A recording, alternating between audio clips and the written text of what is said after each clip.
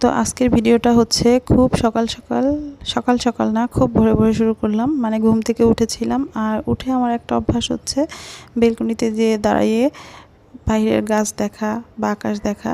তো গাছগুলো একটু অবজারভেশন করছিলাম। আগেরবার পোশাক তোলার পরে আবার নতুন করে হয়েছে। তারপর আমি এসে ঘুমিয়ে পড়েছিলাম, আর ঘুম থেকে উঠে তো কিছু খেতে হবে। তো ভাত খেতে ইচ্ছা করছিল না, তো ভাবলাম কি করা যায়।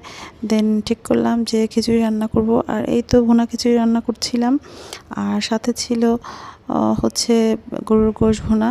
তো কয়েকদিন হচ্ছে শুধু বৃষ্টি আর বৃষ্টিময় দিন। তো বৃষ্টির দিনে খিচুড়ি করে মনটা, আর খিচুড়ি ছাড়া আর কোনো কিছু মাথায়ও আসে না।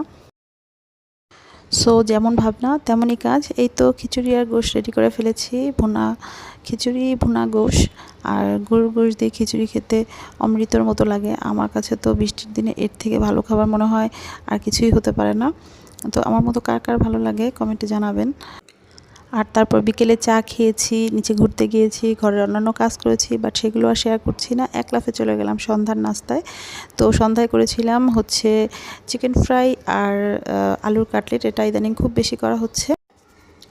আর এটা হচ্ছে রাত 12:30টার ফুটেজ। এটা আমাদের ডেইলি রুটিন। ঝড় হোক বৃষ্টি হোক আমাদের ঘুরতে যেতেই হবে, এর কোনো ব্যতিক্রম হওয়া যাবে না।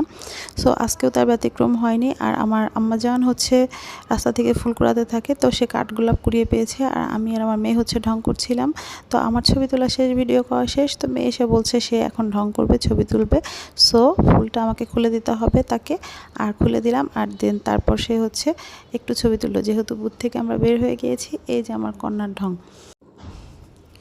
এই তো আমি তারপর বাসায় চলে আসছি, আর বাসায় চলে এসে কিন্তু আমি রান্নাবান্না শুরু করে দিয়েছি। চুলায় অলরেডি ভাত, ঢেঁড়স সিদ্ধ আর হচ্ছে ডাল ঢেঁড়স দিয়ে বসিয়ে দিয়েছি। আর এখন ঢেঁড়স কেটে কুটে নিচ্ছি, এটা ভাজি করা হবে।